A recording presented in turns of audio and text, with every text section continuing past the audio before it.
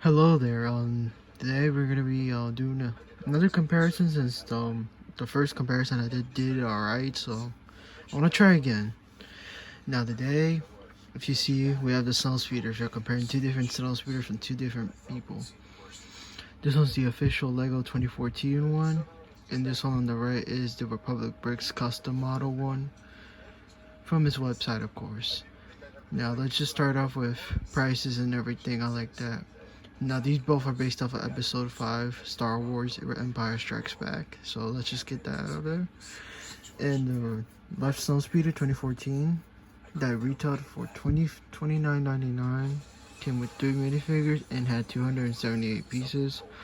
Obviously retail price doesn't really matter anymore, so let's just get into market value right now currently.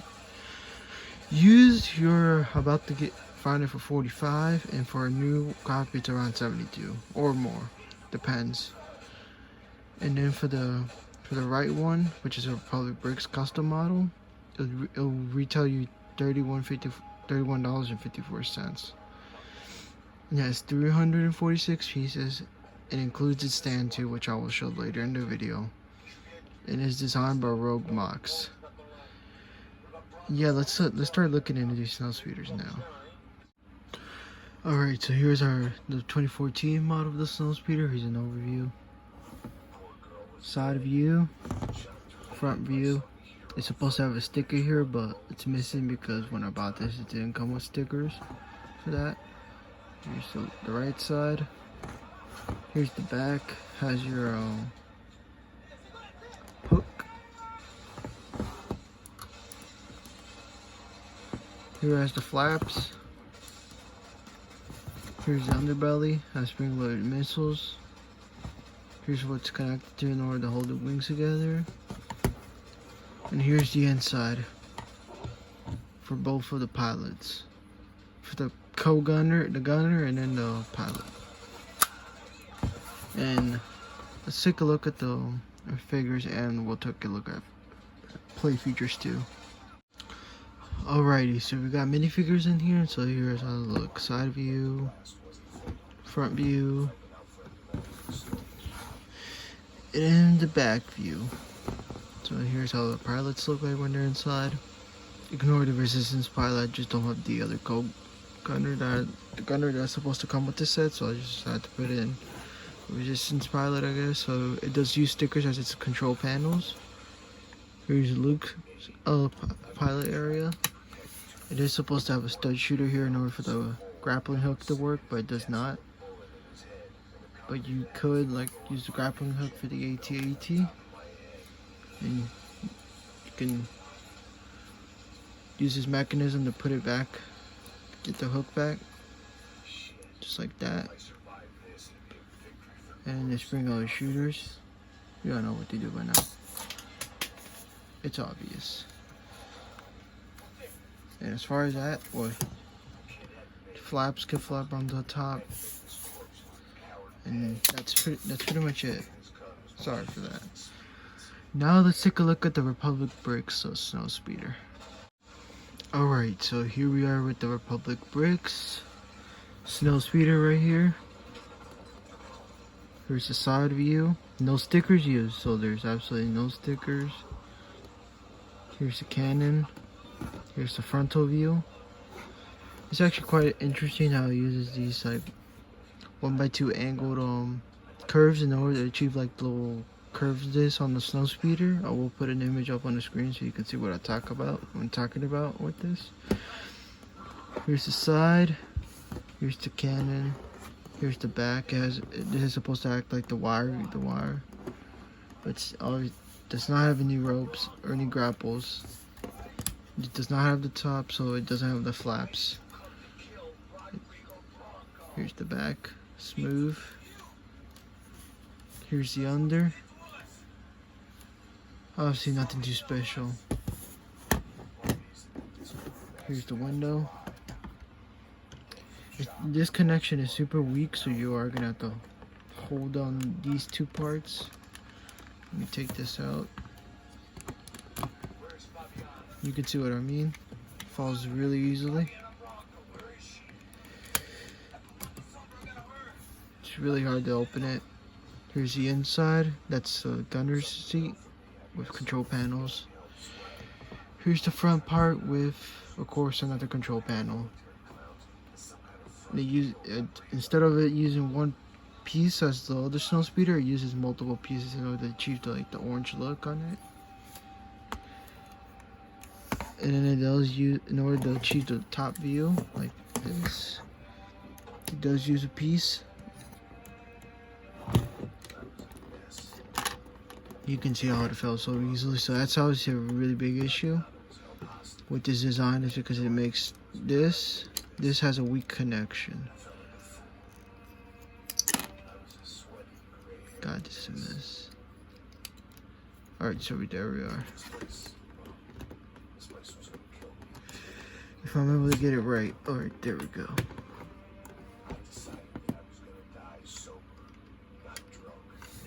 So yeah, let's put some figures into it, and I'll put the stand up, and we'll compare both of them at the same time after this.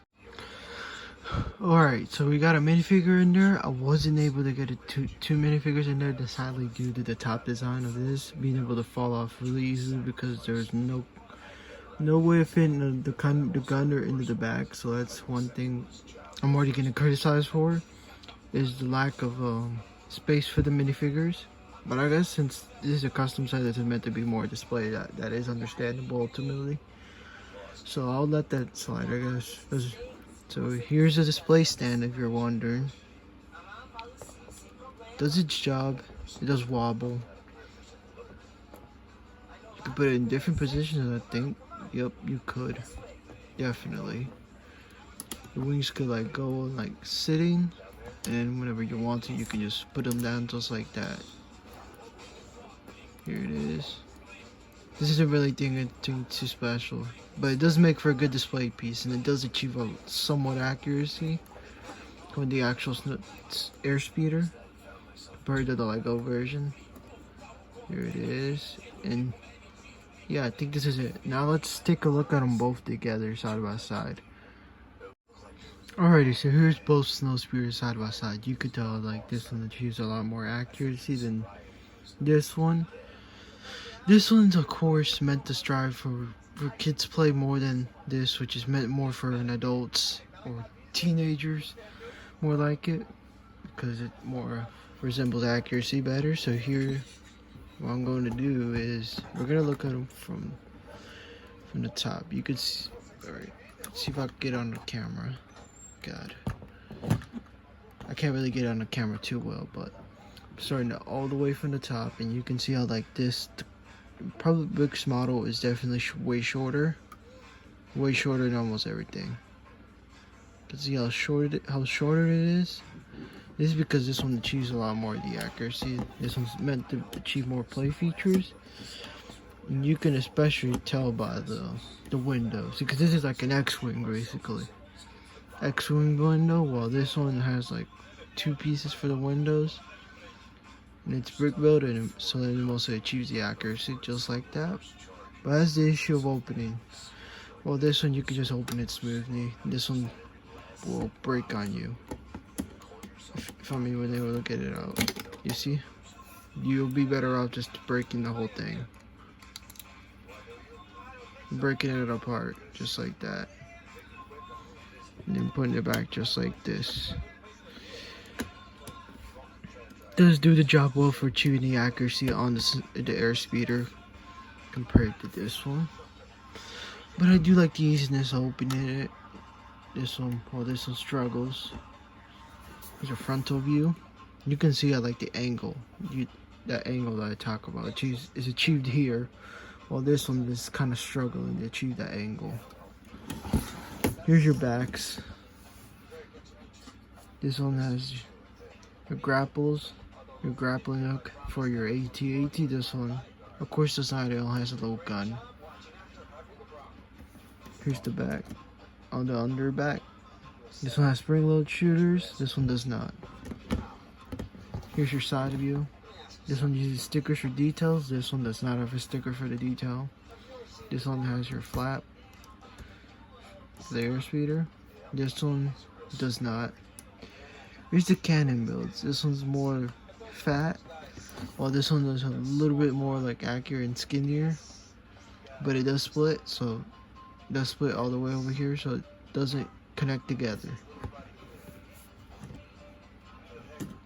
Here's the other side too. See both Snowspeeders. The same as the other side essentially. This one's a bit more bulky, this one's a bit more slim. Here's the cannons. This one's more with one Lego piece. This one uses multiple pieces to achieve that look. With this one, you can't put it back like that, like this way. You can't put it back like that with back straight. With this one is specifically staged just like this in this position. Yeah, now let's get into the verdict stage and let's see which one do I personally prefer, which one is worth your money more.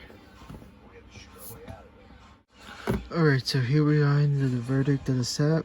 So here's multiple factors you have to consider ultimately to find out which one do you truly prefer and enjoy. If you're just someone who wants to display your sets and doesn't really care for play features or anything like that, ultimately you're of course going to lean towards this. It's cheaper, well, not too cheap, but it is $10 cheaper, and you do achieve a lot more accuracy with this model over this one. If you ultimately don't really care, it doesn't really matter to you, as long as you find a good deal, then this might be for you. But this has a lot of inaccuracy, so I guess ultimately if you just want to have a display piece, this one is going to be your choice. It really does achieve a lot of the accuracies that this one fails somewhat to achieve. Well, this one achieves a lot of the play features. A lot of play features that kids love, but us as teens and probably adult fans probably hate and despise. So ultimately, here's it. It depends on the factors I just said right now. But personally, for me, I have to go with this one. Obviously, just because it does the Snowspeeder a lot more justice. This one will, yeah, it's decent, I guess, but ultimately has way too many inaccuracies. I mean, I guess almost any Snowspeeder does have inaccuracy, but ultimately this one, after looking at it, it just does the job better. But it does have its farewell issues with the windows. And no second minifigure not being able to fit in there. Now this is where we get to the ending of the video, where I say like, subscribe. Yeah, let's do that right now. If you enjoyed this, of course, leave a like. Leave a comment down below. Maybe let's see what other sets you want to see compared next. Of course, that I won't end my collection, or that I'll soon own in my collection. Share this video with other people you want to. And subscribe for more Legos and gaming content. And it's been your boy Funny Moons. Have a good rest of your day, and peace out, everyone.